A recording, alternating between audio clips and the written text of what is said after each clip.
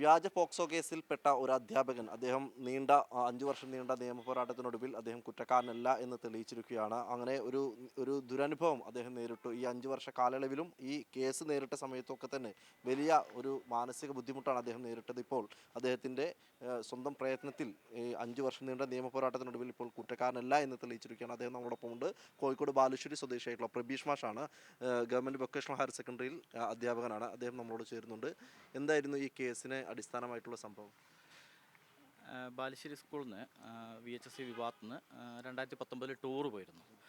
Tour പോയ സമയത്ത് മറ്റൊരു അധ്യാപകൻ അതിൽ ഒരു 4-5 പെൺകുട്ടികളോട് മോശമായിട്ട് പെരുമാറിയിരുന്നു. അതുമായി ബന്ധപ്പെട്ട് പെൺകുട്ടികൾ പരാതി കൊടുത്തു. ശേഷം ആ അധ്യാപകൻ 1-2 മാസത്തേക്ക് സ്കൂൾ ലീവായിരുന്നു. 2 മാസത്തിന് ശേഷം ഒരു സ്കൂൾ വന്ന സമയത്ത് അദ്ദേഹം തിരിച്ചു പോകുമ്പോൾ പ്രിൻസിപ്പൾ ആവശ്യപ്പെട്ട പ്രകാരം ഞാൻ അദ്ദേഹത്തെ ബാലുശ്ശേരി ടൗണിലൊന്ന് കൊണ്ടുവിടുന്നു. തിരിച്ച് ഞാൻ സ്കൂൾ എത്തിയാണ്. അപ്പോഴേക്കാണ് ഈ പെൺകുട്ടിയുടെ വീട്ടുകാർ അദ്ദേഹത്തെ ചോദ്യം ചെയ്യാൻ വേണ്ടി സ്കൂളിലേക്ക് വരുന്നത്. അപ്പം ഞാൻ അദ്ദേഹത്തെ കൊണ്ടുവിട്ടതിൽ പ്രതിഷേധിച്ച് എന്നെ സ്കൂളിൽ വെച്ച് ക്രൂരമർദ്ദനത്തിന് ഇരയാക്കുകയാണ് ചെയ്തത്. പരിക്കുണ്ടായിരുന്നു മർദ്ദനത്തിൽ? പരിക്കുണ്ടായിരുന്നു. എൻ്റെ ഷോൾഡർ ഡിസ്ലൊക്കേഷനായി എന്നെ നിലത്തിട്ട് ചവിട്ടുകയും ക്രൂരമായി മർദ്ദിക്കുകയും ചെയ്തു. എൻ്റെ കാൽമുട്ടിൻ്റെ ലിഗമെൻറ്റ് പൊട്ടി, വലത് ഷോൾഡർ ഡിസ്ലൊക്കേഷനായി, വലത് ഷോൾഡറിൻ്റെ ലിഗമെൻറ്റ് കംപ്ലയിൻറ്റ് പറ്റി. അപ്പോൾ എന്നെ മാഷ്മാർ ബാലുശ്ശേരി താലൂക്ക് ഹോസ്പിറ്റലിൽ കൊണ്ടുപോയി, പിന്നെ മെഡിക്കൽ കോളേജിൽ കൊണ്ടുപോയി. പിന്നീട് കോഴിക്കോട് ബേബി മെമ്മോറിയലാണ് ചികിത്സിച്ചത്. അതിൻ്റെ ഭാഗമായി കാലിൻ്റെ സർജറി കഴിഞ്ഞു. എന്നാൽ എന്നെ മർദ്ദിച്ച് പോകുന്ന സമയത്ത് ഈ പെൺകുട്ടിയുടെ ഇളയച്ചനും മകനും പറയുന്നത്, മർദ്ദിച്ചതിന് ഞാൻ അവർക്ക് 2 പേർക്കെതിരെ കേസ് കൊടുക്കുകയാണെങ്കിൽ മറ്റേ അധ്യാപകനെതിരെ ഇദ്ദേഹത്തിൻ്റെ ഏട്ടൻ്റെ മകൾ പോക്സോ കേസ് കൊടുക്കുമ്പോൾ അത് നിങ്ങളെയും പ്രതിയാക്കുമെന്ന് ഭീഷണിപ്പെടുത്തിയാണ് പോയത്. പക്ഷേ ഞാനത് കാര്യമാക്കിയില്ല. കാരണം ഞാൻ തെറ്റൊന്നും ചെയ്തില്ല. ഏറ്റവും നന്നായി ടൂർ നടത്തിക്കൊണ്ടോന്ന് തന്നെ ഞാനാണ്. അപ്പോൾ അത് കാര്യമാക്കിയില്ല.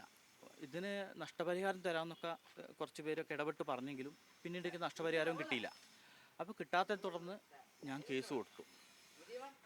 ഇതിൽ 5 പെൺകുട്ടികൾ ഒരു പെൺകുട്ടി ആണ് കളവായിട്ട് ഈ കേസ് കൊടുത്തത്. അവൾ പറയുന്നത് അവർ 5 പെൺകുട്ടികളും കൂടി തൊട്ടടുത്ത് ഞാനുണ്ടായിരുന്നു എന്നും വരാന്തയിൽ എൻ്റെ അടുത്തേക്ക് ഓടി വന്ന് ഈ മറ്റേ അധ്യാപകനെ പറ്റി പരാതി പറഞ്ഞു എന്നും, എന്നാൽ ഞാനത് മേലധികാരിക്ക് റിപ്പോർട്ട് ചെയ്തില്ല എന്ന് കുട്ടീനെ കൊണ്ട് കള്ളമൊഴി കൊടുപ്പിച്ചത്.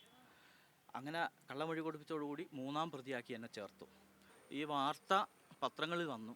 പത്രങ്ങളിൽ ഈ വാർത്ത കണ്ടിട്ടാണ് എൻ്റെ ഭാര്യാപിതാവ് ഈ വാർത്ത കണ്ട് നെഞ്ചു പൊട്ടിയാണ് മരിക്കുന്നത്. പത്രങ്ങളിലൊക്കെ വന്ന തെറ്റായ വാർത്തയ്ക്കെതിരെ സത്യം പറയാൻ വേണ്ടി അന്ന് 5 പെൺകുട്ടികളുണ്ടായിരുന്നല്ലോ ഈ ലോഡ്ജിൽ മറ്റേയാളും മോശമായി പെരുമാറിയപ്പോൾ. അതിൽ ഒരു കുട്ടി മാത്രമേ കളവ് പറഞ്ഞത്. മറ്റ് 4 കുട്ടികളും അവർ രക്ഷിതാക്കളും എൻ്റെ അടുത്ത് വന്നു, നിങ്ങളുടെ കൂടെ എന്നും ഞങ്ങളുണ്ടാവും, നിങ്ങൾ ഇതിലൊന്നും ഒന്നും ഉള്ള ആളല്ല ഞങ്ങൾക്കറിയാം എന്നവർ പറഞ്ഞു. അവരാണ് എനിക്ക് സപ്പോർട്ട് തന്നത്. പിന്നെ ബാലുശ്ശേരിയിലെ പ്രധാനപ്പെട്ട കുറേ ആളുകൾ എനിക്ക് സപ്പോർട്ട് തന്നു.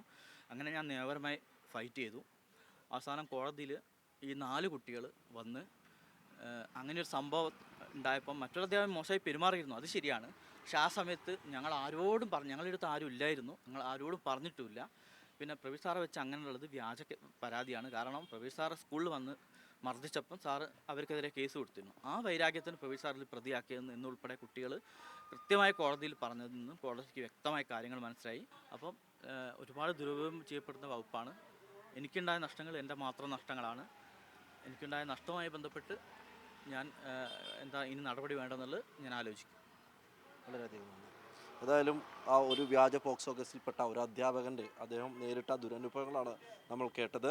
ക്യാമറമാൻ മുസ്താഖ് വള്ളിക്കുന്നിനൊപ്പം സലാം മുഹമ്മദ്, മീഡിയ 1 കോഴിക്കോട്.